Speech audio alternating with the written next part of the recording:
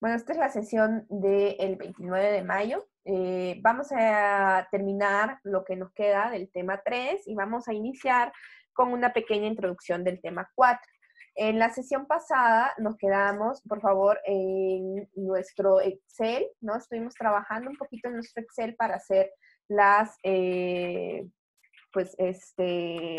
las estimaciones, tanto de tasas de crecimiento, y hoy vamos a hacer dos operaciones que tienen que ver con esto, pero que al mismo tiempo es un poquito como la inversa. O sea, una vez que nosotros ya tenemos las tasas de crecimiento, con esas tasas de crecimiento a veces nosotros vamos a querer encontrar poblaciones finales, que eso es un poquito, digamos, un pequeño acercamiento a lo que hacemos cuando proyectamos población. Si nosotros tenemos información de la población en cierto momento del tiempo y tenemos a cómo ha venido creciendo en los últimos años, probablemente nosotros podamos hacer una pequeña estimación de cuál es si se mantiene todo constante, qué esperamos que tenga la población como volumen en un futuro cercano, ¿sí? Entre más cerca estemos del momento que nosotros queremos predecir, pues la estimación va a ser más certera, ¿no? Y un poquito, lo que vamos a hacer entonces es ocupar esa otra parte de nuestro,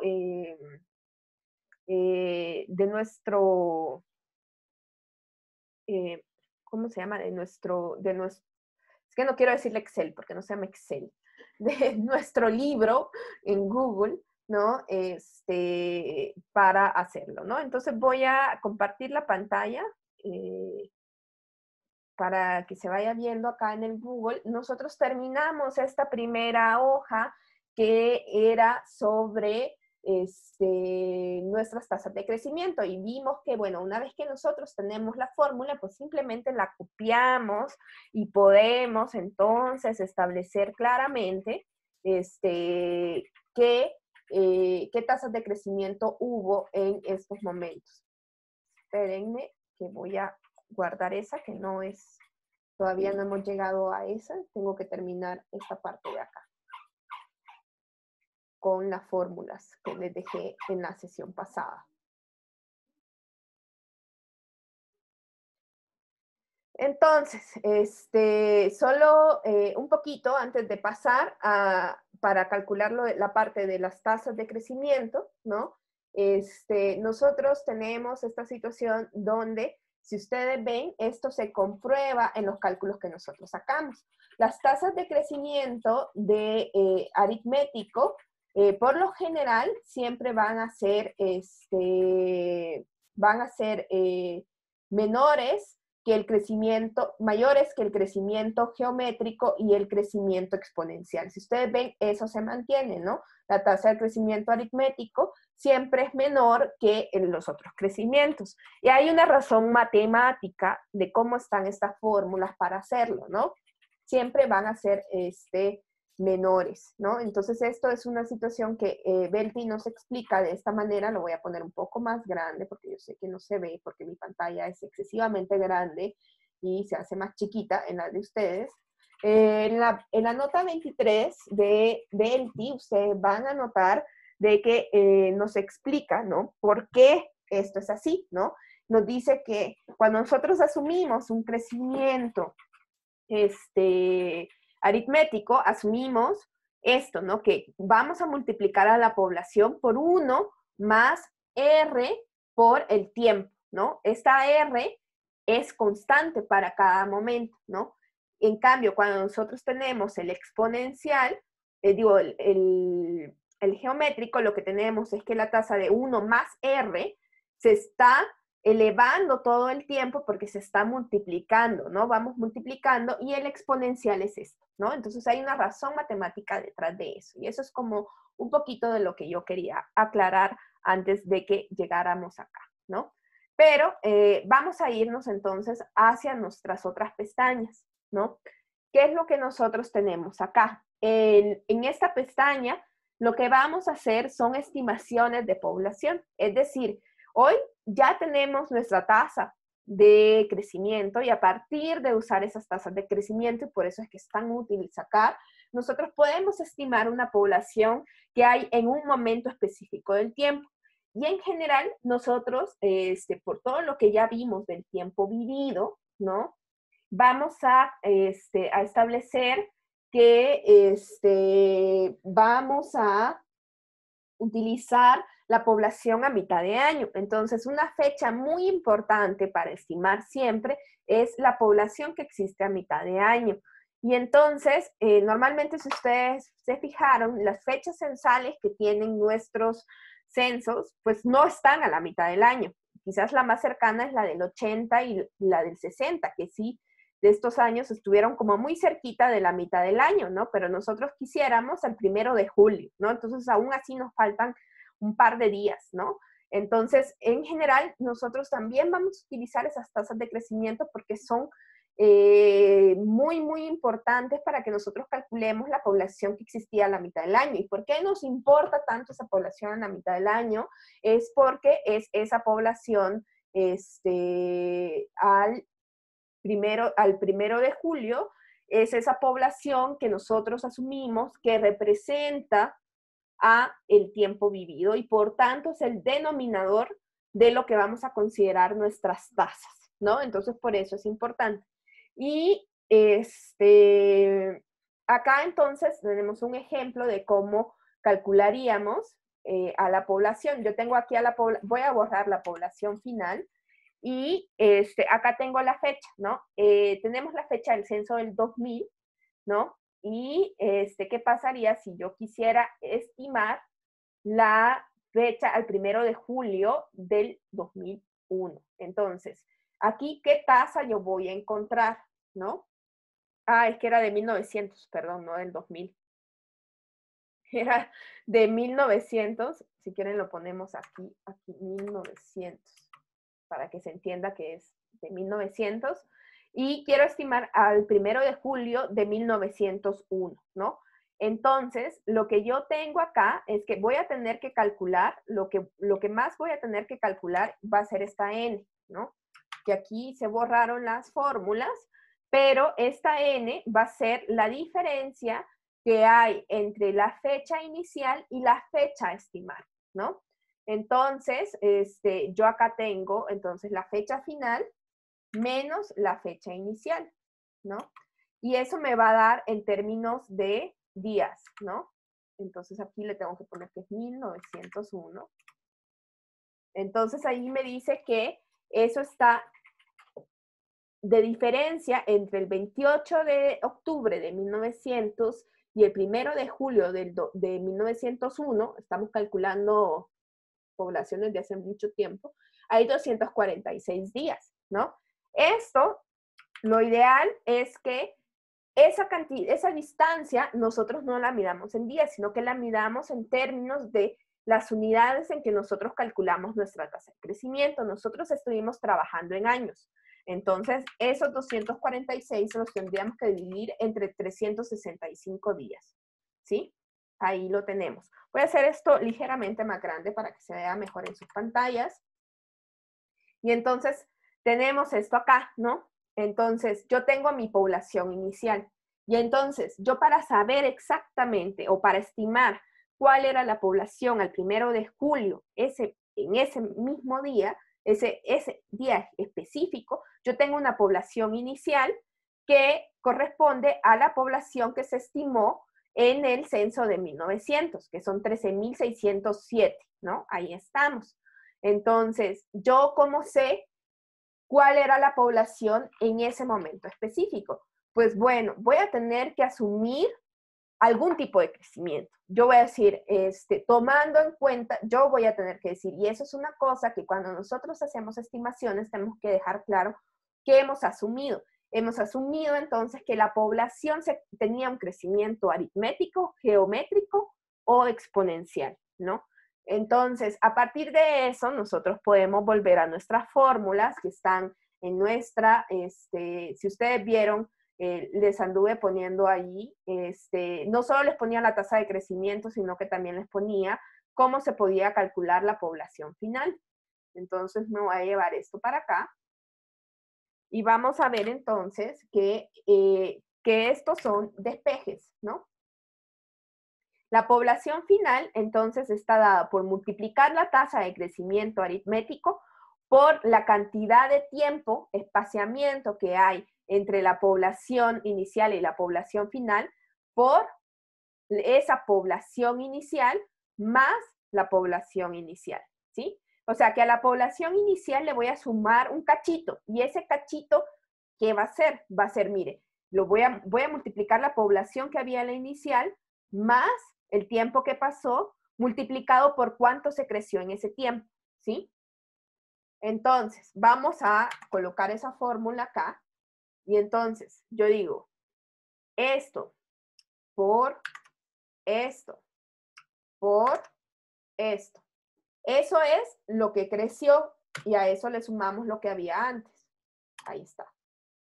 Entonces, la población al 1 de julio, suponiendo un crecimiento geométrico, es de 13.711.821, ¿sí?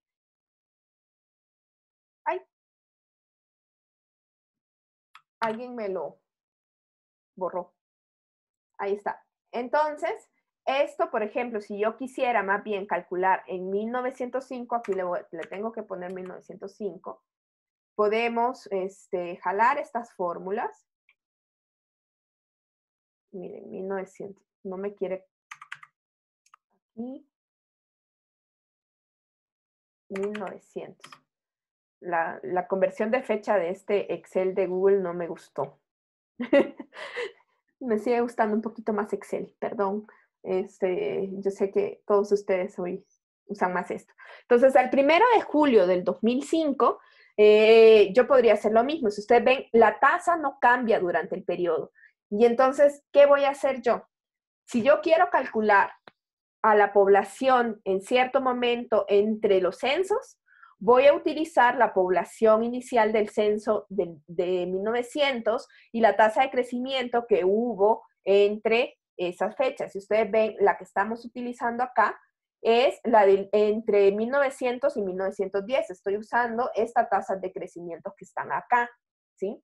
Entonces, para encontrar poblaciones que están entre 1900 y 1910, o sea, entre estas dos fechas, yo voy a usar esta tasa, ¿no? ¿Sí? Eso es importante que ustedes sepan qué tasa van a usar, ¿no? Entre 1900 y 1910, yo voy a utilizar las tasas de crecimiento que sucedieron entre 1900 y 1910, ¿sí?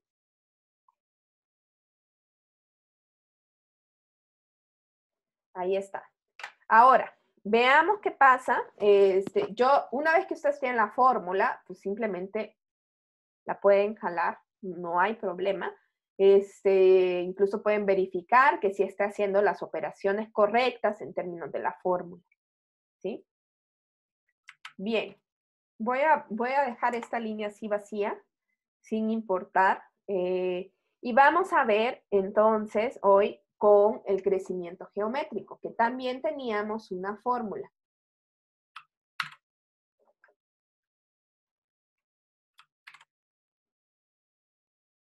Ah, no le cambié el color.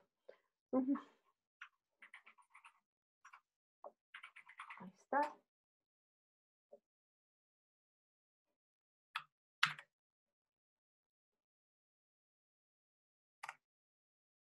Sí, en negro. Entonces, acá la población inicial va a estar dada por multiplicar la población final, va a estar dada por multiplicar la población inicial por 1 más R a la G, 1 más la tasa de crecimiento geométrico, eso elevado a la N, ¿no? Y entonces esto lo vamos a poner acá. Y entonces yo estoy diciendo 1 más esta tasa de crecimiento geométrico que nosotros ya calculamos. Esto lo voy a poner entre paréntesis, como está en la fórmula. Le voy a poner este símbolo de acá. Y esto significa que se está elevando ese gorrito, ¿sí? Es elevarlo. Y eso lo elevo a la N.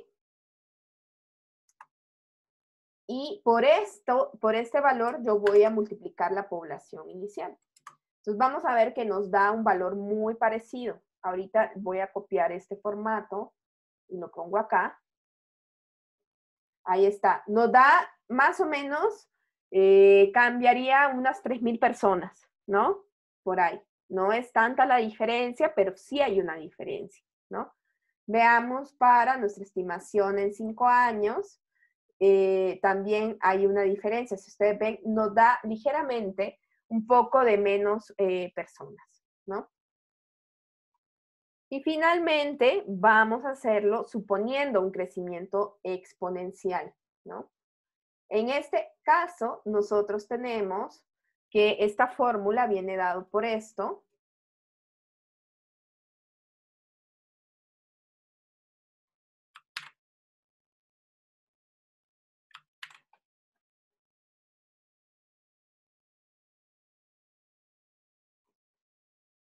¿Qué sería entonces? Que la población final es igual a la población inicial por el número E elevado a la N por la tasa de crecimiento exponencial. Entonces, esto está un poco más complicado, pero no es tan difícil. El número E es exp, es el número de Euler, que se llama, y yo acá tengo que poner hacia el nivel que está siendo exponenciado. Y ya dijimos que es N por la tasa de crecimiento exponencial, y esto lo multiplicamos por la población inicial.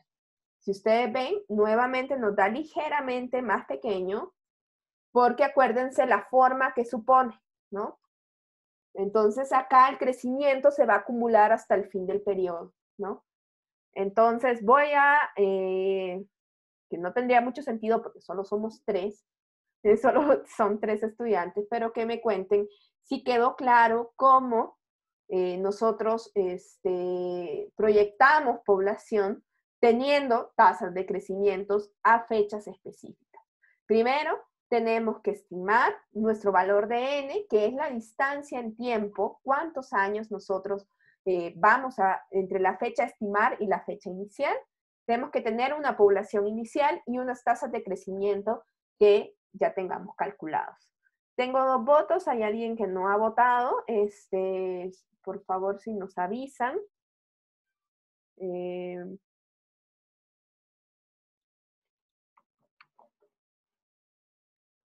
Bueno, y hoy, así como nosotros podemos calcular tasas de crecimiento, así como nosotros podemos calcular poblaciones en fechas específicas, nosotros también podemos encontrar tiempos. Y esto es un elemento que está en la guía, que se les dice en cuánto tiempo se va a duplicar una población, ¿no? Entonces voy a dejar esto acá, voy a borrar esto.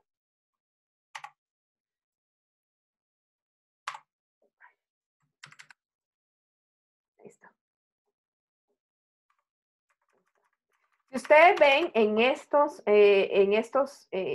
hojas de cálculo, en azul he puesto como las entradas y en verde como las estimaciones, y en este caso lo puse en naranjita estas otras estimaciones, ¿no? Aquí puse en verde las tasas, cómo se calculaban las tasas de crecimiento, aquí puse en naranjita lo que estamos calculando, y en el tiempo también los puse en naranjita, ¿no?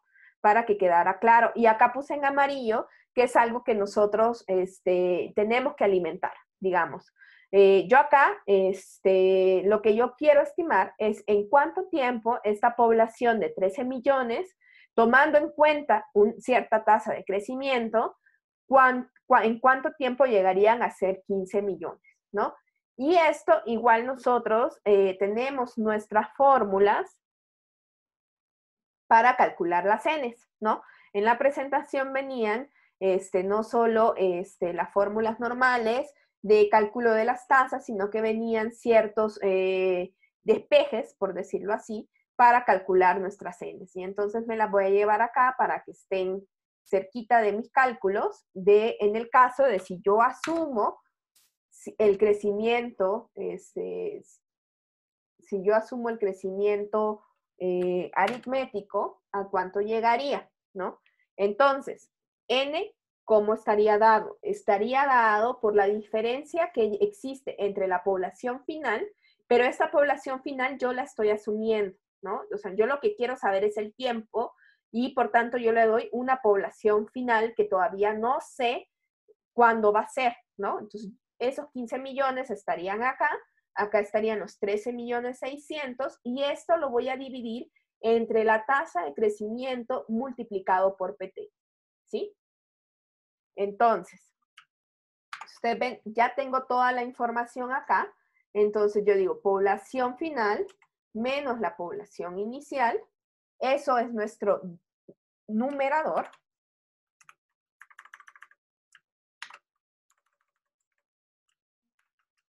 Y esto entre mi denominador, que es mi tasa de crecimiento, y también lo voy a poner en paréntesis para que quede un poco más claro, mi tasa de crecimiento aritmética por la población inicial.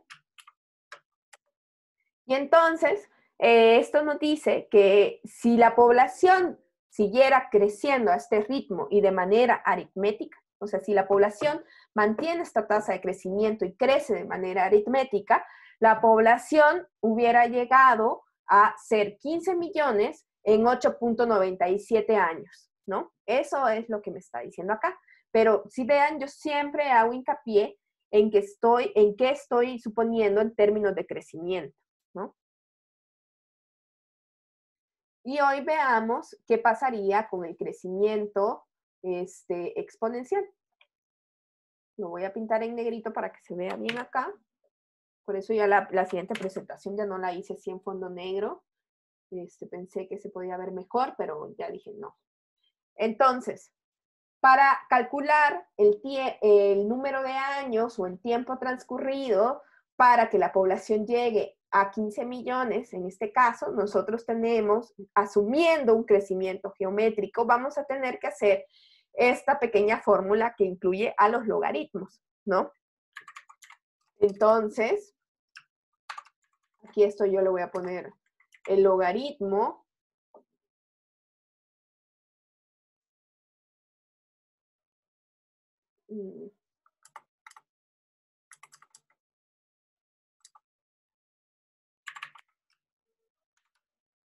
no quiero así, será log de 10. Déjenme checar después. Porque se llaman diferentes las fórmulas. Déjenme checar.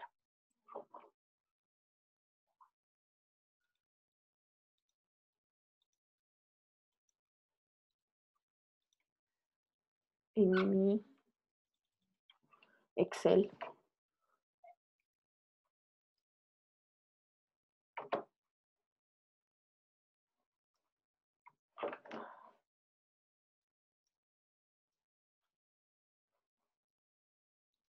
Ahí está.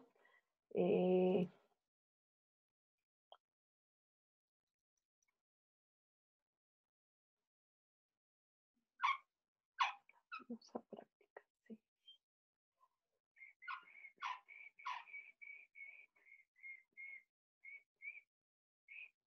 Sí.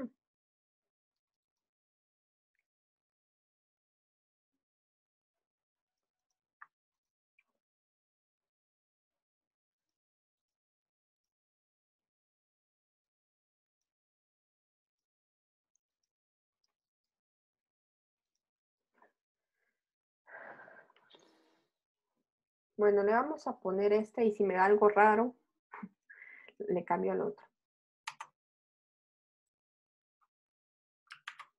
Y como no debería de cambiar tanto,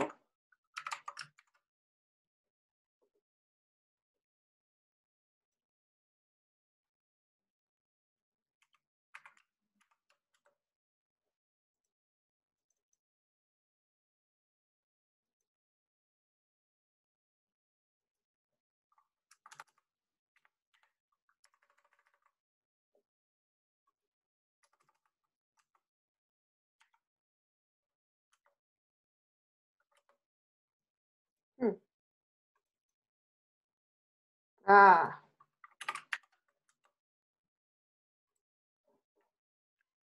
es que yo creo que es log 10.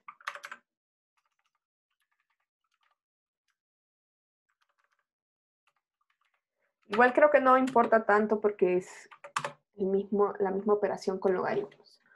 Ahí está. Entonces, tenemos un valor muy parecido, a lo mejor con un par de días de diferencia, ¿no?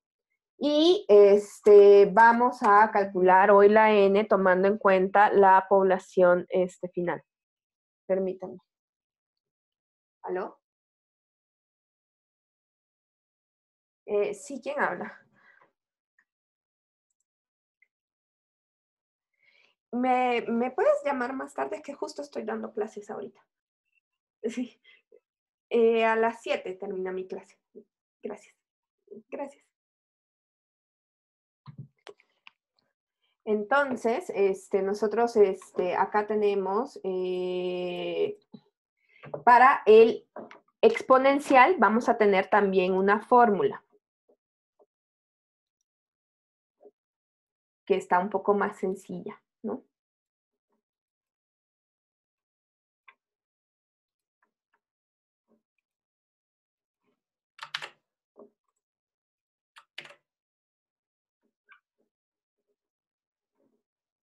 Voy a hacer esto para acá.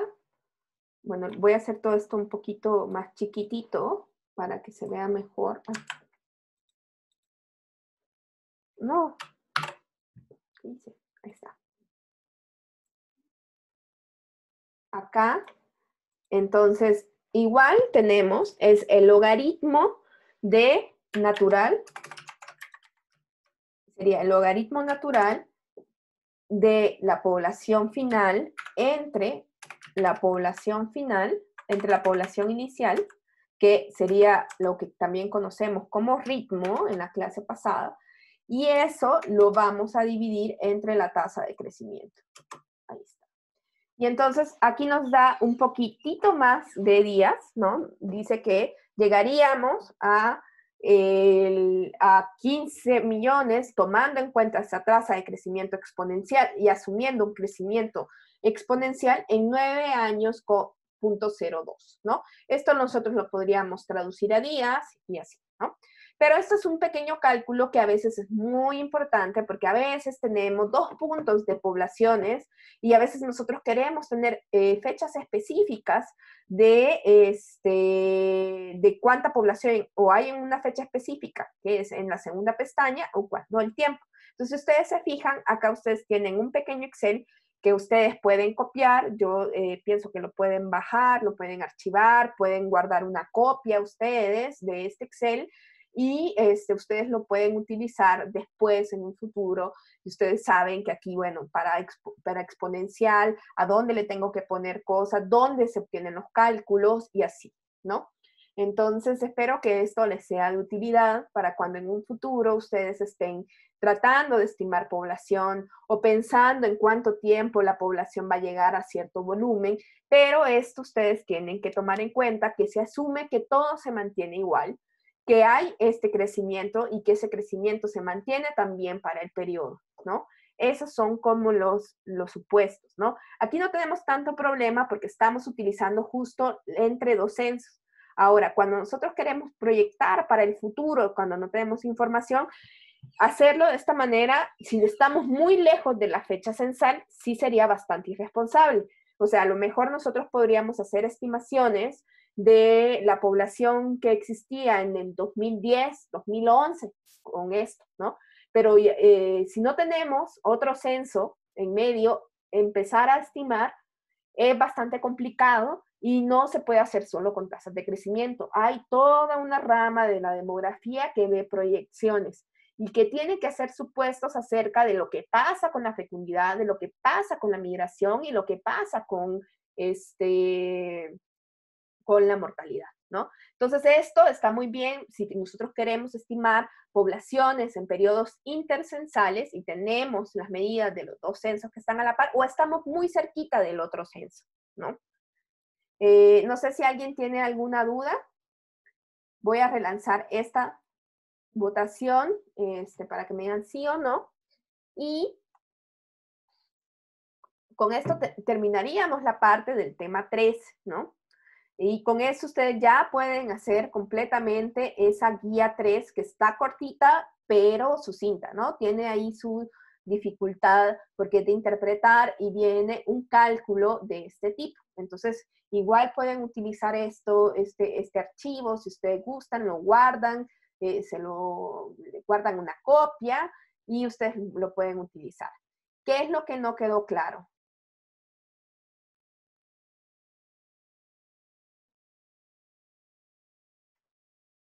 ¿Qué es lo que no quedó claro, chicos? A ver, quiero ver aquí en el chat. La diferencia entre los crecimientos. Eso lo vimos muy bien en la clase pasada. Decíamos que el crecimiento aritmético, decía que hasta les hice unos dibujitos de unas líneas, que decíamos que el crecimiento aritmético asume que entre las dos poblaciones se puede dibujar una línea recta en los dos momentos que las hemos observado, que normalmente son los periodos censales, ¿no? Y entonces si nosotros nos imaginamos algo, incluso en nuestro Jamboard creo que lo hicimos así, creo que hicimos esta pequeña parte acá en el Jamboard para asumir eso.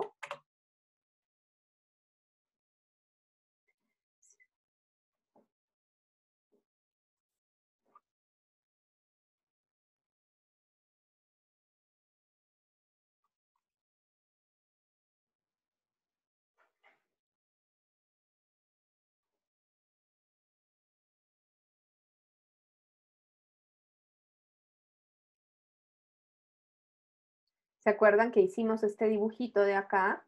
Donde decíamos en el crecimiento, cuando nosotros asumimos linealidad, o sea, lo que decimos es cómo se mantuvo esta población durante este periodo y entonces dibujamos una línea recta. En el caso del geométrico, nosotros vamos acumulando la tasa de crecimiento y entonces en lugar de crecer de forma geométrica, va creciendo en forma aritmética, es decir, que va haciéndose una línea recta.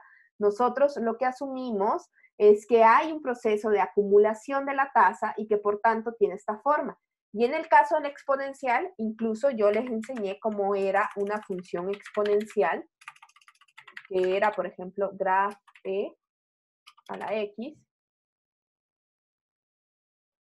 que se ve de esta forma. Entonces sigue esta forma porque esto está dado por el número e, ¿no? El número e nos da este valor de acá, que asume esta forma. No, no se ve bien. Vamos a poner uno que solo se vean grandes.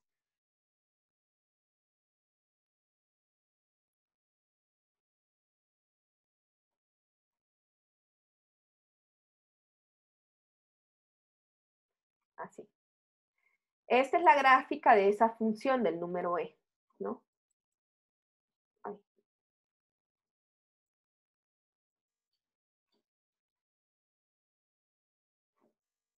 Esta de acá, ¿no? Entonces, este tipo de crecimiento viene dado por e, ¿no? Entonces, el valor de x va cambiando y esta es cómo se ve esta función de y igual e elevado a cierto número. Y entonces esto le da un crecimiento bastante particular, ¿no? Y que muchas veces tiene que ver con los valores que existen de E. Quiero ver si encuentro aquí otra.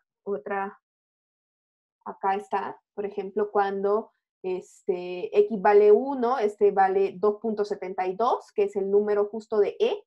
Y si ustedes ven aquí, los valores de X, de Y, van aumentando de manera más ascendente, ¿no? Y entonces eso es lo que suponemos entre eso. Entonces, en el aritmético nosotros asumimos, ¿no? Por eso es que se dice, se asume también, a veces cuando ustedes hablan de crecimiento aritmético, se habla de crecimiento lineal, ¿no? A veces se utiliza esa palabra lineal porque estamos asumiendo una línea recta.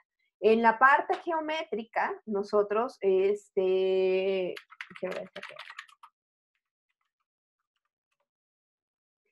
un poquito como la tasa de interés. Pregunten a los que tienen un pequeño, un pequeño crédito en el banco y pues uno llora, ¿no? Entonces, si ustedes ven en la progresión aritmética, ¿no? Se va sumando y en la proyección geométrica se van multiplicando, ¿no? Y entonces esto, por eso es que dicen, lo lineal va así y lo exponencial, lo geométrico va así, ¿no? Y mucha gente a veces le dice, crecimiento geométrico al exponencial, pero no es necesariamente cierto, aunque cuando ustedes vieron, sí se parecen un montón, entonces no está completamente equivocado. No sé si con esto ya quedó más claro. Voy a volver a lanzar mi votación.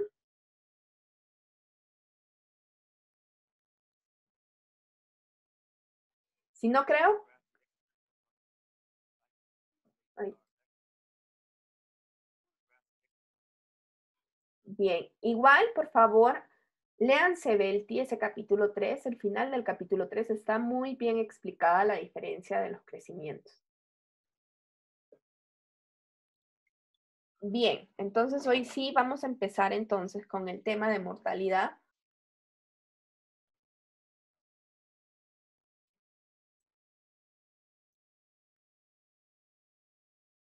Creo que por aquí decía yo un par de cositas.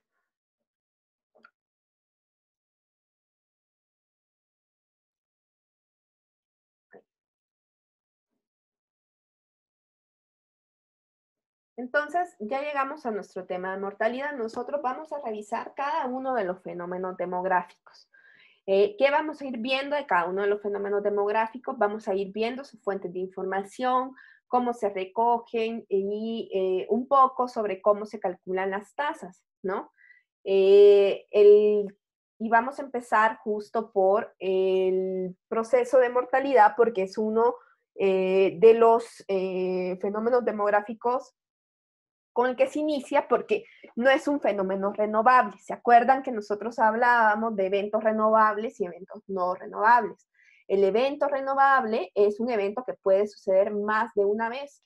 La mortalidad, pues, no es algo que nos pueda ocurrir más de una vez. Entonces, eso en términos de cálculos y de elementos lo hace mucho más sencillo de aprender que otros fenómenos demográficos, y por eso todos los cursos de análisis demográfico ustedes van a empezar que empieza por esto. Incluso hay un curso libre, es un MOOC que da el Colegio de México, que es un curso que daba Mina, el profesor Mina, que, bueno, murió el año pasado. Justo es solamente sobre mortalidad, ¿no? Entonces siempre se empieza por ahí, ¿no? Un par de cosas básicas, ¿no? Primero tenemos que definir quiénes están vivos y qué es una muerte, ¿no? De acuerdo a la Organización Mundial de la Salud, la muerte es la desaparición permanente de toda la evidencia de vida en cualquier momento después de que el nacimiento ha tenido lugar. La cesación postnatal de funciones vitales sin capacidad de resurrección. Y esto es importante porque no se puede morir alguien que no ha sido considerado nacido vivo. Y por tanto, es importante saber que es un nacido vivo. El nacido vivo, de acuerdo a la Organización Mundial de la Salud, no estoy hablando de cuestiones culturales, religiosas, nada. Esto es según la Organización Mundial de la Salud. El nacido vivo es la completa expulsión o extracción de un producto de la concepción de la madre, independientemente de la duración del embarazo, el cual después de esa separación respira o da cualquier otra evidencia de vida. Eso es un nacido vivo. Si en ese sentido, solo se puede morir quien ha nacido, y las pérdidas previa al parto se consideran no muertes, sino muertes fetales, y normalmente van a estar en otra parte de los registros administrativos. No van a estar con los muertos de otro tipo, ¿no? Estas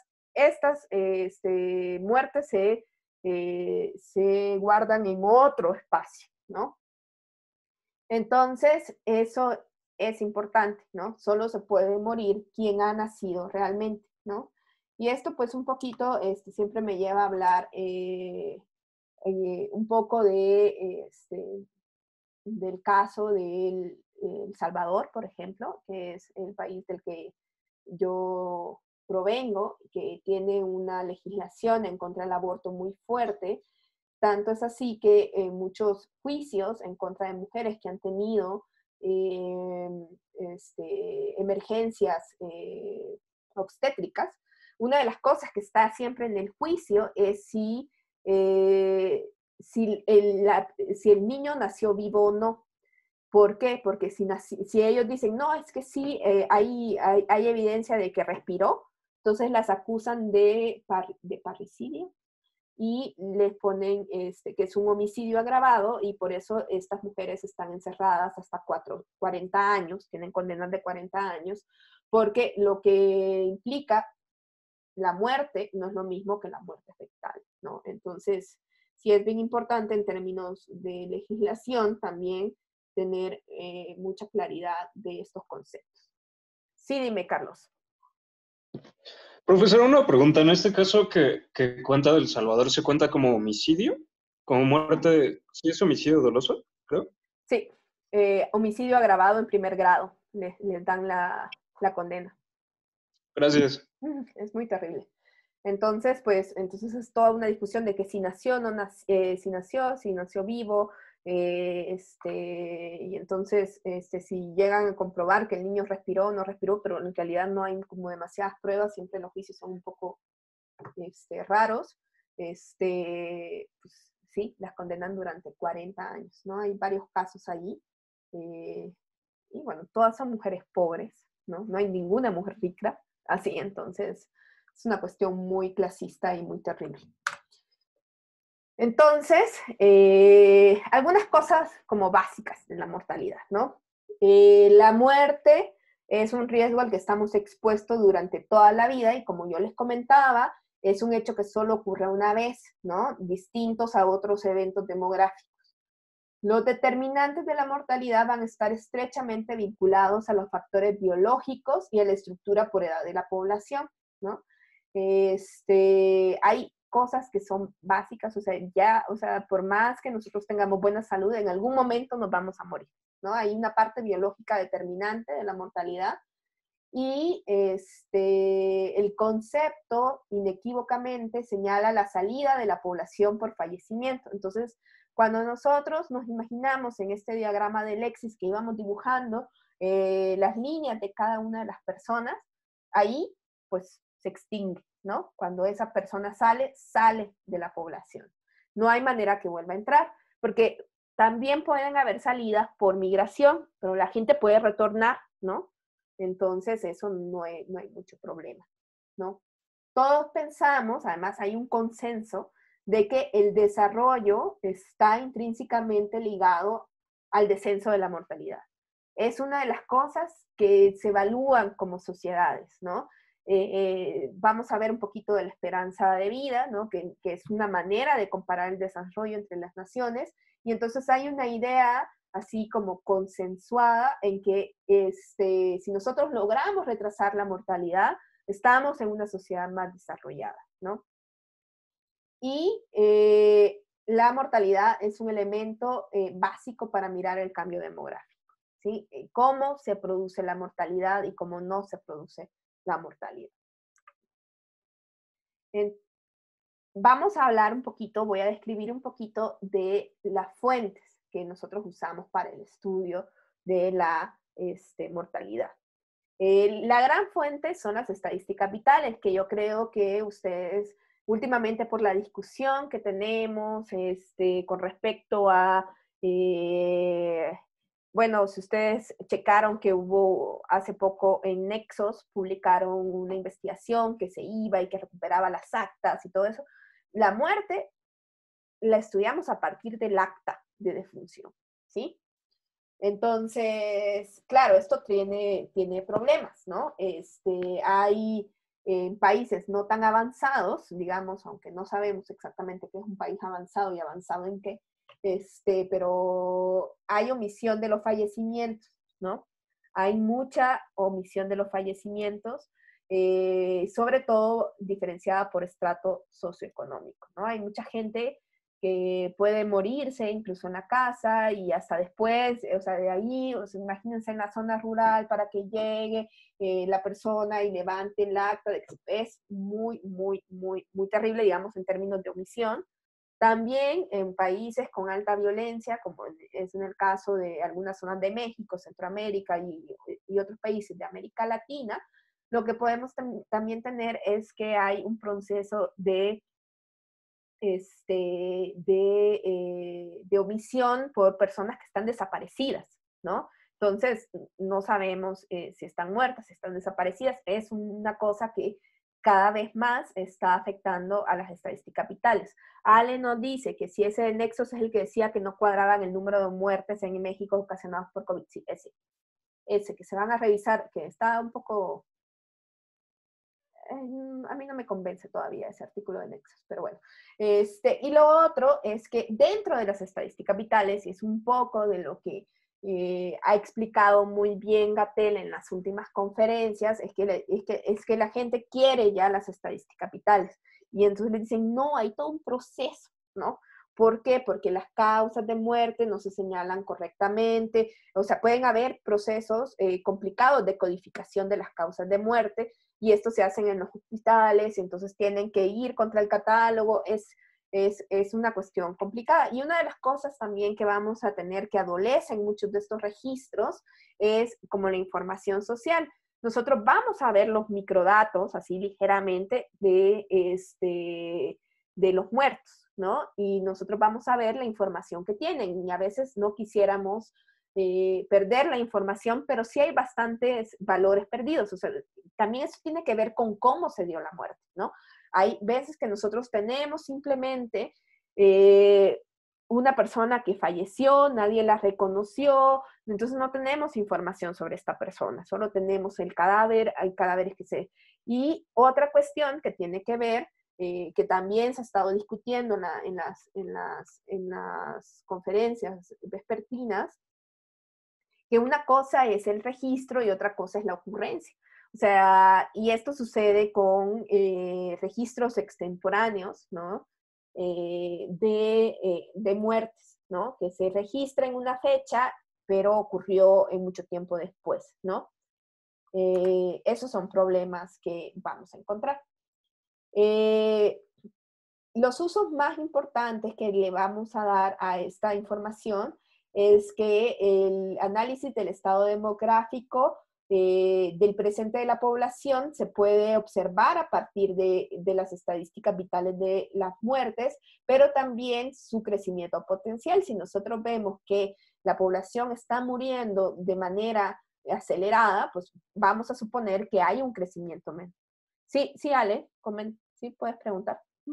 Con respecto a lo de el registro y la ocurrencia, tengo duda con respecto a, bueno, ven que está como el catálogo de las alcaldías con más casos de muerte, o sea, con más números de muertes, ¿no? Ocurridos.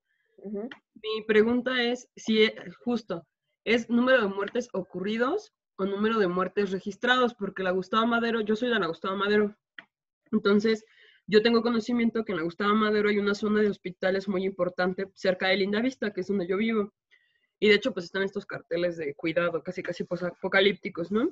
Entonces lo que me quedé pensando es si gente de otras alcaldías colindantes con la Gustavo Madero y gente también del Estado de México, porque también queda como esa frontera importante con Tlalnepantla y Ecatepec, están viniendo a los hospitales que son hospitales destinados, porque es toda una sección de hospitales destinados para COVID, y entonces fallecen y se declaran como muertes ocurridas aquí en la Gustavo Madero, pero son de otras personas de otras delegaciones, o si esas muertes si son registradas al momento de la muerte, o sea, ¿cómo decirlo? O sea, la gente, o sea, al momento en que están registrando esas muertes, ¿cómo saber que no es gente que se está viniendo a morir acá o en otras delegaciones incluso, ¿no? Como en Iztapalapa. Sí, también, ahorita, digo, lo iba a mostrar después, pero lo puedo mostrar ahorita, es todas las variables que nosotros tenemos que están en las estadísticas vitales, ¿no? Entonces, si quiero hacer esto más grande para que ustedes lo lleguen a ver claramente. Si ustedes ven, vamos a tener diferentes cuestiones de ubicación y de fechas, dependiendo de varias cosas, ¿no? Cuando nosotros ya tengamos el próximo año esta base de datos para el 2019, para el 2020, vamos, o sea, cuando nosotros en el acta de función hay una entidad de registro que es donde se registra, hay un municipio de registro, hay una entidad de residencia habitual del fallecido, hay un municipio de residencia habitual del fallecido, hay una entidad de ocurrencia de la muerte y un municipio de ocurrencia de la muerte. O sea, tenemos tres elementos de espacio, donde, o sea, tenemos registro, ocurrencia y residencia, en el caso de lo que tú dices. Entonces, claro, ahorita no hay demasiada claridad de si lo que nos están dando es registro, residencia u ocurrencia, ¿no? Y creo que más de alguna vez, y no lo han terminado de aclarar, pero si uno baja los CSVs, sí hay información desglosada por esto y nosotros podríamos revisarla, ¿sí? Esto sí está, ¿no? Tenemos entonces tres maneras de registrar, ¿no? O sea, está donde yo lo registré, ¿no? Está donde vivía habitualmente el fallecido y dónde ocurrió, ¿no? Entonces, en ese caso, si yo estoy haciendo un análisis por ocurrencia, entonces sí lo voy a tener que registrar donde estaba el hospital, ¿no? Pero en el caso de, sí, o sea, realmente yo quisiera saber el impacto en la población, pues probablemente yo me iría más por la residencia habitual, ¿no? Para saber en qué lugares afectó más, ¿no? Entonces yo me iría más por la residencia habitual, ¿no?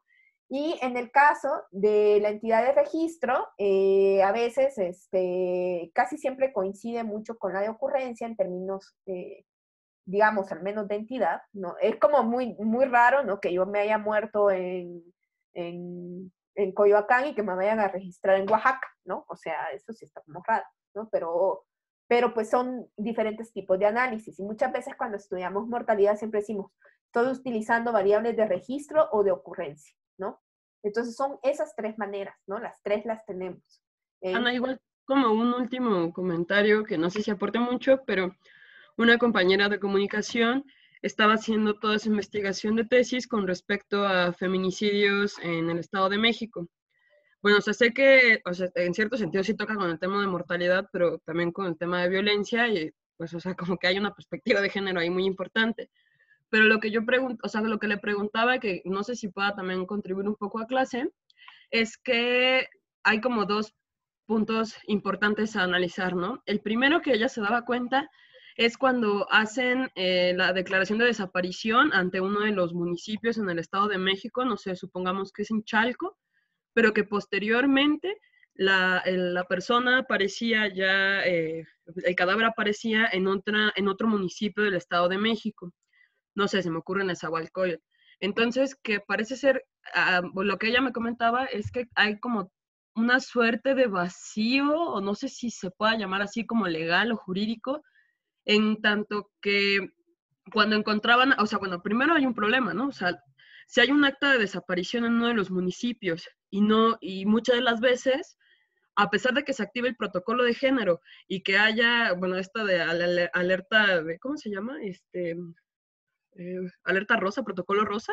No me acuerdo cómo se llama, pero bueno, a pesar de que se anuncia a los otros municipios, muchas de las veces los cadáveres que se encuentran tampoco se declaran como mujeres, porque supongamos que si en Chalco sí está encendida la alerta de género, pero en Nezahualcóyotl no, digamos que hay como todo un coste político y un coste a ese municipio, a Neza, que no tiene la alerta activada, si se empiezan a declarar o se empiezan a encontrar o a dar como por altos en las actas de defunción, en que la mayor parte de estas actas fueron de mujeres encontradas y que se declaren como feminicidios, porque esto obligaría hasta cierto punto de forma política y pues también jurídica a que esos municipios implementaran la alerta y entonces como modificaran toda la estructura dentro de los ministerios públicos y demás para que se hiciera como una inversión y capacitaran a todos en perspectiva de género. Eso está muy bien, pero lo que también esta chica me comentaba es que al momento en que si los municipios y todos los ministerios públicos de esos municipios ya se les obligó, ya se les decretó el hecho de que tienen que poner esta perspectiva de género y se les hace una evaluación y en esa evaluación o en esa como auditoría se encuentra que no pusieron ahora sí que en práctica toda esta perspectiva, hay como una penalización por parte, entendí como de la Suprema Corte o no sé de qué otra instancia como institución jurídica para ese municipio, y entonces se reduce como ¿cómo se le llama? El presupuesto que se le da a eso. Hay como una penalización muy fuerte. Y el punto es de lo que concluía con esta mujer, es que me mencionaba que muchas de las veces es muy complicado porque aunque se encuentren los cadáveres en otros municipios y las actas en de alta, el proceso es como muy tortuoso porque es muy burocrático. Entonces tendrían que trasladar el cadáver de Nesa, por ejemplo, a Chalco, y entonces se vuelve como todo así como casi 3 meses de espera. Algo así me mencionaba, pero no sé si tú sepas como algo al respecto, no sé si No. algo. No, la verdad es que yo cómo funciona realmente la alerta no lo sé, ¿no? Eso sí, no te sabría decir. Pero, o sea, sí, alguna información sí se podría recabar. Acá podríamos tener muertes violentas, no necesariamente feminicidios, porque no podríamos saber acá, porque acá nosotros solo tenemos causa de muerte, ¿no? La causa de la defunción. Entonces la causa de defunción va a ser una muerte violenta, ¿no? No te va a decir es un feminicidio, ¿no? Eso probablemente se puede estudiar mejor con los registros administrativos de las denuncias, ¿no? Y de la parte administrativa que tiene INEGI sobre las cosas penales. Acá, pues solo vas a tener la causa de defunción, que va a estar en 2 listas. Va a haber una lista que es con la CIE, que es la lista que revisamos en una de las primeras clases, y la lista mexicana de causas de muerte, ¿no? Pero no vamos a tener más. Aquí aparecerían como muertes violentas, y ahí sí podrías hacer como este análisis acerca de qué tanto que están diferiendo entre la ocurrencia, registro y residencia, ¿no? A lo mejor ella podría ahondar y ayudarse un poco de esta información, pero de lo otro sí no tengo idea. La verdad es que no conocía eso y pues sí, o sea, la verdad está complicado en términos de investigación y pues y en términos de situaciones particulares que vivimos como país, ¿no? Pero sí no sabía yo eso, de esto, cómo se ocurre entre municipios colindantes y no colindantes. Sí, gracias, Ana. Sí. Pero eso podría ser interesante como un temita de tesis cuantitativo, ¿no? Que creo que también en esos casos, por eso existe la alerta estatal de género, ¿no? Que supone que cuando se declara una alerta estatal es cuando o sea, toda la estructura del Estado, o sea, del Estado de la entidad, es la que se encarga del registro de los feminicidios, ¿no? Creo que tengo entendido que por eso se maneja como por Estado. Sí, o sea, es que sí se maneja se maneja por estado, pero se maneja, en el Estado de México específicamente, se maneja por municipio. Por ejemplo, Ecatepec sí tiene la alerta de género encendida, porque es uno de los municipios con más, o sea, en donde se registraron más feminicidios, tal cual. Pero ahorita lo que estaba pensando es, o sea, quizá como la importancia en que en el tema cuantitativo, haya un registro quizás sí de la mortalidad, pero cómo se puede como incluir esa perspectiva de género, ¿no? O sea, no sé si sea como una pregunta válida, pues porque muchas de las muertes quizás si nos ponemos a analizar, si quizás estás llevando una investigación con respecto a esto, pues es interesante analizar y que los datos también sean transparentes, porque ese es otro de los problemas que también se han encontrado en otras investigaciones con respecto a eso, ¿no? O sea, que en realidad hacen como el levantamiento del acta de defunción y donde, pues, evidentemente, digamos, entidad de registro, municipio de registro, está bien levantado, pero no ¿cómo decirlo? La causa de fallecimiento e incluso el sexo. Muchas veces los declaran como sexo indefinido y eso era uno de los problemas que se habían encontrado. Ahorita no recuerdo el nombre de la investigación, pero igual es una chica que estaba haciendo se estaba metiendo con registros de actas de defunción en el Estado de México y lo que había encontrado es que hay muchísimas actas levantadas con sexo indefinido en donde en realidad el sexo sí es femenino correspondientemente, porque encontraban los cadáveres, por ejemplo, en canales, los encontraban descuartizados, pero era lo que les mencionaba, o sea que en realidad hay un coste político muy fuerte detrás de eso, porque si o sea, digamos, quiero entenderlo así, si sube el número de casos de cadáveres encontrados, en el caso de actas de defunción encontradas de mujeres con signos de violencia, el Estado o el municipio está obligado a encender la alerta de género, porque además también eso cruza con el hecho de que haya un número de actas de desapariciones de mujeres, ¿no? Pero si empieza a subir, se tiene que obligar. Entonces, si se obliga, digamos que le dan al municipio pues más dinero para que encauce como todas estas fuerzas para implementar perspectivas de género, ¿no? A todos los niveles de justicia, queramos verlo así. Pero al momento de hacerles una auditoría, porque en cualquier momento pueden hacerlas, la auditoría, si no llegase a encontrar que ese dinero que se les dio para implementar esta perspectiva de género en todos los niveles fue bien, o sea, fue como bien distribuido, se está haciendo algo verdaderamente por eso, al Estado o municipio se le penaliza en cuanto a la siguiente distribución de presupuesto. Entonces, tengo entendido que sí es como todo, o sea, no tal cual como un vacío legal, pero sí es como todo un coste político demasiado fuerte y que incluso muchas veces, aunque tú puedas como solicitar estos temas por transparencia y demás, o incluso pues acceder a ellos, ¿no? Por medio del INEGI, pues te encuentras, en el caso de esta chica de jurídicas, con este tipo de información, ¿no? O sea, que el sexo es indefinido, pero que quizá el registro de causa de defunción, pues no sé, puede decirse, no sé si eso se pueda dar como tal, como con signos de violencia y demás. A mí en lo personal me parece como algo interesante, porque eso sí nos habla como de un análisis cuantitativo en donde sí, o sea, como este de decir, no, pues es que lo cuantitativo pues nada más son puros numeritos, ¿no?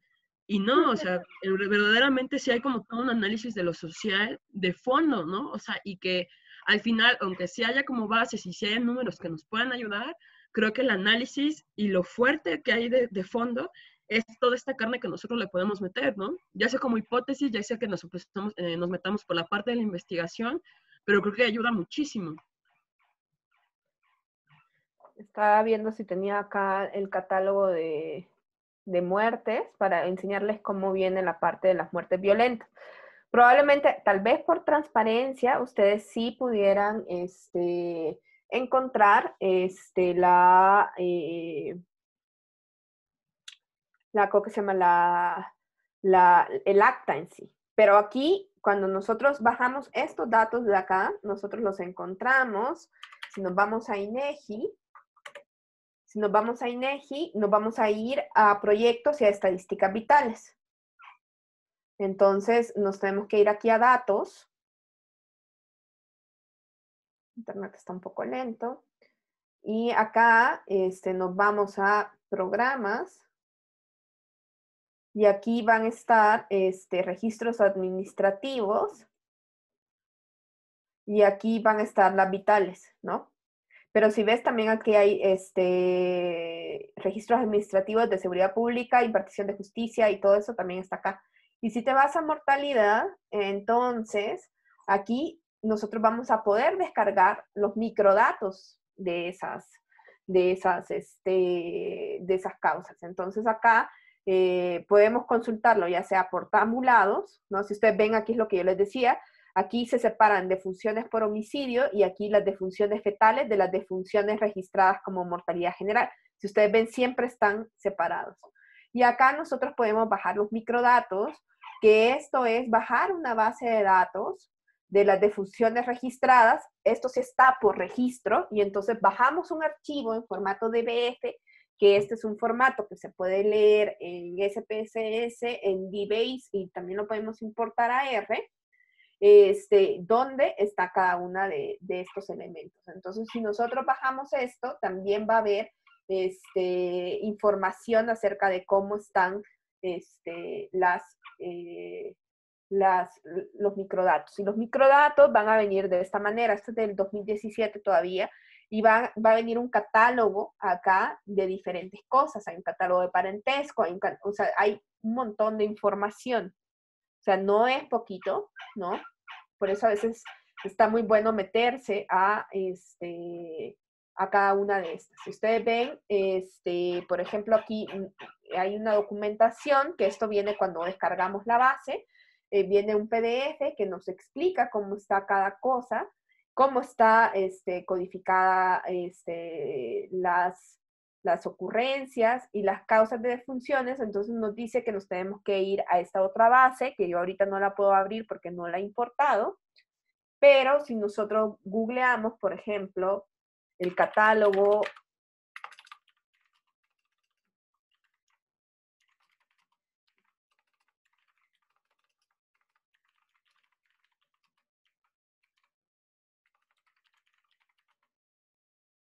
de causas mexicana, no mexica.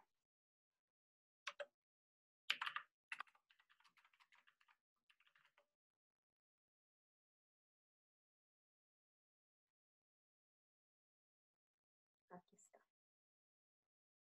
Se lo voy a mandar. No sé si esta es la más actual, pero bueno.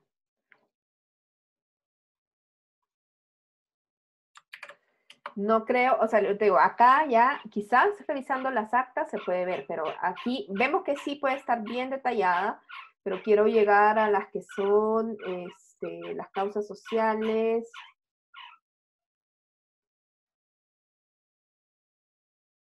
Aquí está. Tienes algunas cosas, mira, tienes por ejemplo las causas externas de movilidad, accidentes en transporte, accidentes de tráfico en vehículos, accidentes en otros vehículos, acuático, otros accidentes. Y luego tienes ya todas las partes, ahogamiento y sumersión, cuerpo extraño que penetra por el ojo, o sea, sí pueden llegar a ser como muy, y hay uno que dice otra violencia, que puede ser así como muy, hay diferentes causas, ¿no? Entonces ahí sí se podría estudiar con algunas causas, algún tipo de violencia, pero otra vez, o sea, no te va a decir exactamente si se lo causó un hombre, o sea, no hay manera. O sea, sí podemos estudiar las muertes violentas y diferentes tipos de muertes violentas de esta base de datos, ¿no? Sí lo podemos hacer, pero no vamos ¿cómo que se llama? A saber si realmente es producto de un feminicidio, digamos, a ciencia cierta, ¿no? Podemos hacer supuestos, ¿no? Pero sí tiene varios desgloses, digámoslo por ahí. Quiero ver si hay uno que sí esté más nuevo. No sé si es este. Porque como siempre está en el otro formato y ahorita, bueno, no lo voy a exportar, ¿no? Esta es la de... Es como el que estaba viendo yo. Se lo mando también para que lo chequen aquí en el chat. Digamos, me adelanté un poquito. Ahorita íbamos a hablar de otras cosas, pero está bien. Ay, perdón, Ana. No, está bien. No, igual está bien, ¿no? Entonces, pues sí, ¿no?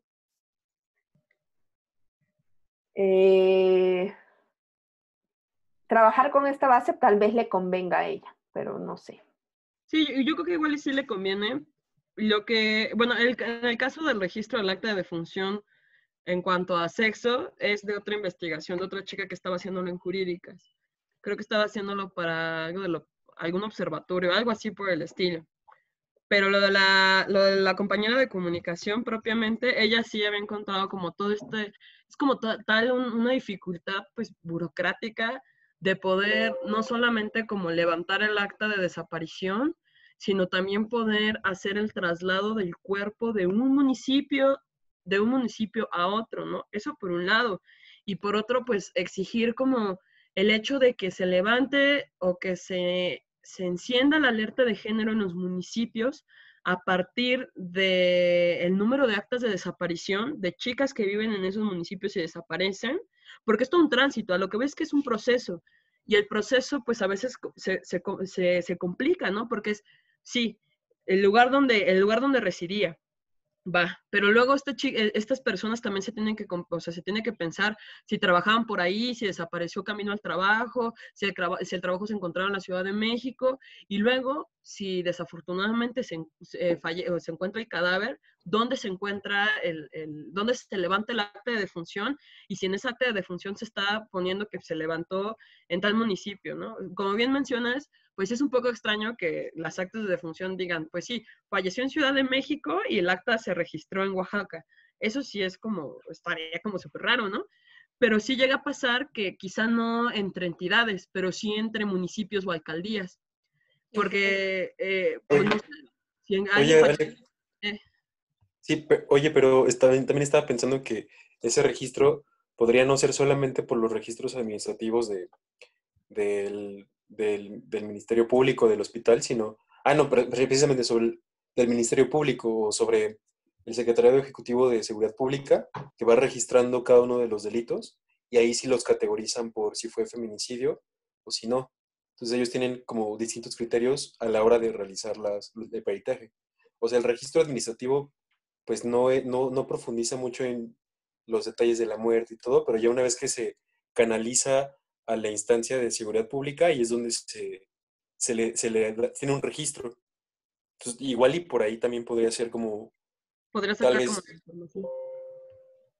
Sí, porque lo otro es que te digo que revise las estadísticas. Si se va acá, registros administrativos hay de seguridad pública y justicia. Y aquí sí hay, en la impartición de justicia, creo que ahí están como todas las, que están todos los microdatos también de de todas las denuncias, ¿no? Ahí están los delitos procesados, víctimas y así, ¿no? Todas esas cosas también hay bases de datos. Aunque bueno, si ves acá, la última actualización es de 2017, ¿no? No está tan actualizado. Digamos, esto se tarda, ¿no? Pero pues sí, por ahí también podría hacerlo, ¿no? Pero bueno. Gracias. Acá yo no encontré para México algo parecido, debe de haber, pero no lo encontré tan a la mano. Esto creo que era de España y es un poquito para que ustedes vean cómo se hace el proceso de registro, ¿no?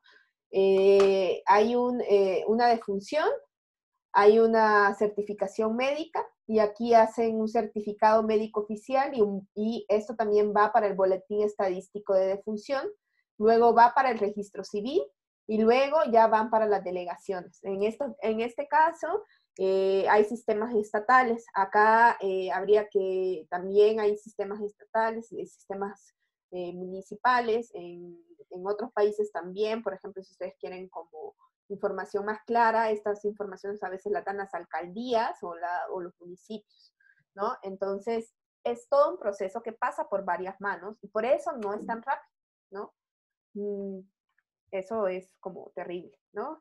Entonces hay todo un proceso complicado de registro y hay ocasiones donde el registro puede ser extemporáneo, si nosotros revisamos la base de datos, o sea, si bajamos, por ejemplo, la última base de datos del 2018, vamos a ver que vamos a encontrar muertos incluso de 1900, es una cosa así, ¿no? El registro extemporáneo es bastante amplio, ¿no? Normalmente, digamos, esto se pasa también con los nacimientos, es un poco más amplio con los nacimientos, se van a decir, ¿cómo que no registraron al chamaco? No, bueno, también la gente no registra a los niños. Entonces, hay como cosas, ¿no? Creo que en la mortalidad es menos el subregistro que en los nacimientos, pero no estoy segura. Bueno, ¿y qué vamos a estudiar dentro de la mortalidad? Hay 3 indicadores que son básicos y que son los que más vamos a revisar. Uno es la tasa bruta de mortalidad, aunque nosotros también vamos a ver un poquito de tasas específicas para ver patrones de mortalidad por edad, pero digamos, uno de los principales indicadores y que se conoce mucho en el mundo es la tasa bruta de mortalidad. Bruta es porque no tiene refinamiento. ¿Se acuerdan que nosotros hablamos de diferentes tipos de tasas? Hay tasas brutas y tasas netas. Y también vamos a tener una tasa neta de mortalidad. Pero la tasa bruta de mortalidad es simplemente la cantidad de muertos durante un periodo entre los años persona vividos durante ese periodo, sin importar las edades. Luego tenemos la tasa de mortalidad infantil, que está definida para los niños y muchas veces definida entre los 0 y los 5 años y otras veces se desglosa, ya lo vamos a ver también cómo se puede desglosar esa tasa de mortalidad infantil. Y la otra que es sumamente conocida es la esperanza de vida, ¿sí? Estos son como los 3 indicadores más importantes. Un poco de notaciones, ¿no? Que ya habíamos empezado a ver un poquito en qué consistían estas notaciones. Decíamos, por ejemplo, que teníamos las defunciones que ocurrieron en un tiempo t más un tiempo t más h, ¿no? Luego pueden haber defunciones que ocurren entre intervalos de edades y vamos a tener cierta estructura por edad de las defunciones, también la podemos obtener, y podemos sacar la tasa bruta de mortalidad, que es simplemente las defunciones entre entre los años persona vividos. También tenemos la tasa de mortalidad específica de un intervalo semiabierto, que esas se van a ver con M mayúsculas, ¿sí?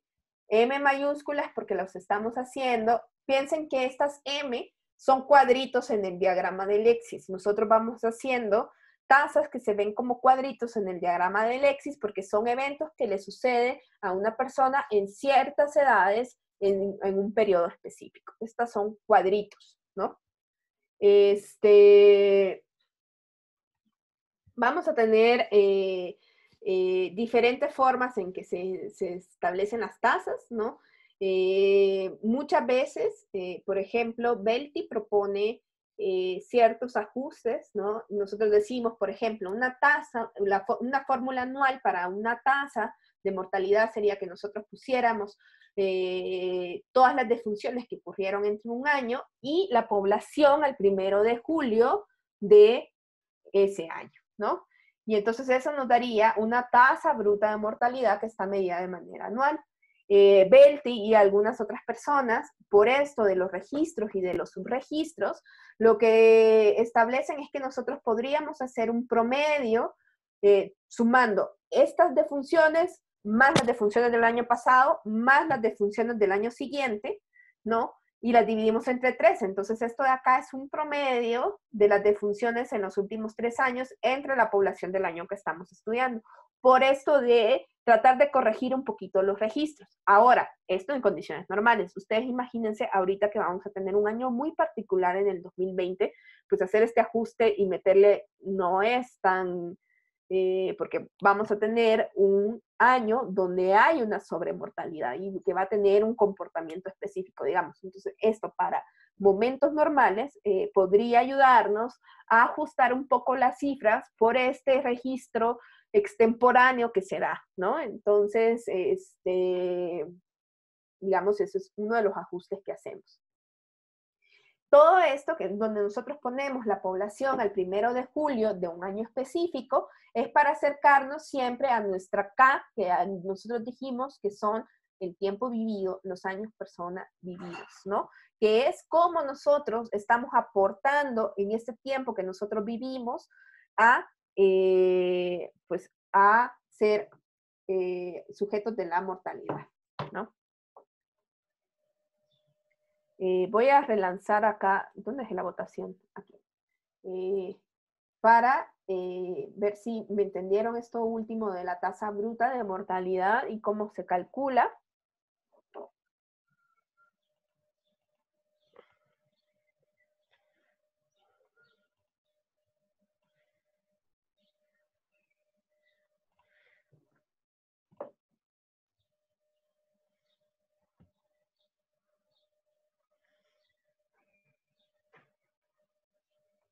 Ah, no las relancé, ¿verdad?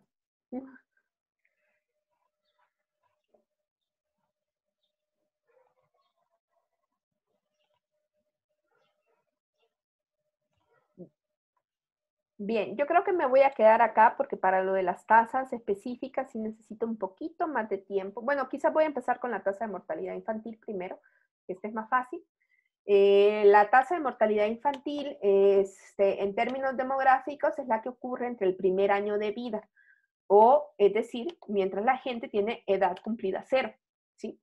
Entonces, casi siempre también se añade la información acerca de lo que le pasa a los niños entre 1 y 4 años, y luego ya en grupos quinquenales. O sea que lo normal es que nosotros, cuando nosotros estamos dando información sobre los patrones de mortalidad por edad, por ejemplo, vamos a calcular, bueno, se calcula la tasa bruta, que es para toda la población, pero muchas veces hacemos análisis por grupos quinquenales. Pero el grupo quinquenal más jovencito, que es entre el 0 y 5 años, lo vamos a separar en los de 0 hasta 1 año y en los de 1 año hasta 4, ¿sí? Y ustedes van a ver que lo mismo va a pasar en las tablas de vida o de mortalidad, dependiendo si son gringos o si son franceses.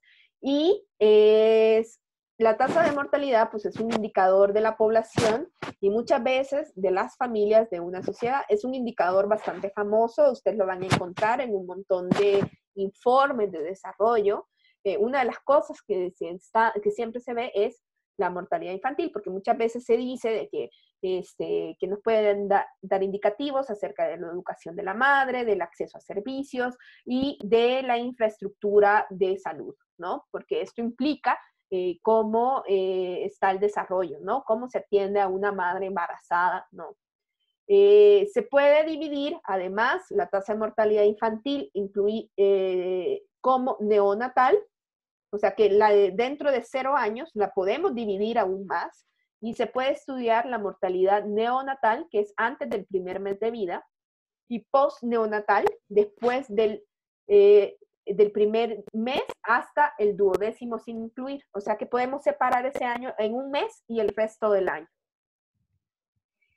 Algunas personas también podrían incluir las pérdidas fetales del 9º mes, más las defunciones neonatales, y eso se conoce como mortalidad perinatal, ¿no? Porque está alrededor del nacimiento, ¿no?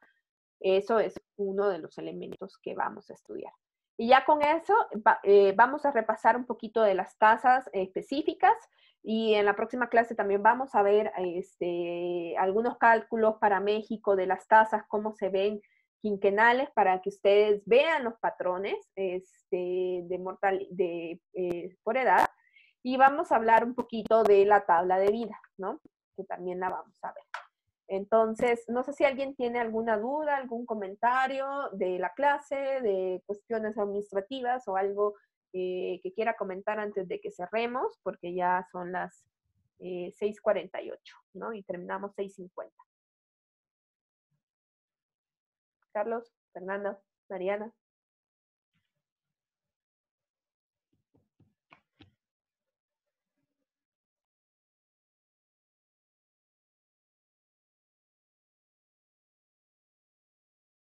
No, nada. Bueno, entonces lo dejamos acá. Por favor, empiecen a leer los capítulos de Belti y los capítulos de Livi-Bachie y la bibliografía que está acerca de mortalidad, para que estos contenidos les sean más fáciles, ¿sí? Y bueno, nos vemos el próximo viernes. Hoy sí ya pueden terminar toda la guía, ya esa pregunta que quedaba acerca de cuánto tiempo se necesita para que esta población se duplique, pues ya la pueden contestar sin problemas. Y bueno, Oye, Ana, sí. ¿te parece si hago un resumen de las clases y se las mando por WhatsApp y por Google Classroom? ¿Cómo un resumen? Ajá, por ejemplo, los temas que vimos esta clase, y así que puedan irse como enterando más de Yo lo que creo pasa. yo creo que además, tú tienes permisos para editar el sitio web, me parece, que sí le di permisos para editar el sitio web, y lo puedes poner ahí a la parte de la clase de Zoom también, para que quede como más claro de lo que vimos. Ah, vale. Perfecto. Vale. Qué buena idea, Iván. Y bueno, chicos, entonces nos vemos. Cuídense mucho, estén sanos y nos vemos el próximo viernes. Si alguien, por favor, si alguien quisiera ir a la actividad que vamos a tener con los chicos de análisis cuantitativo y del INEGI, pues acuérdense que es entrada libre, los esperamos y nos vemos la próxima semana.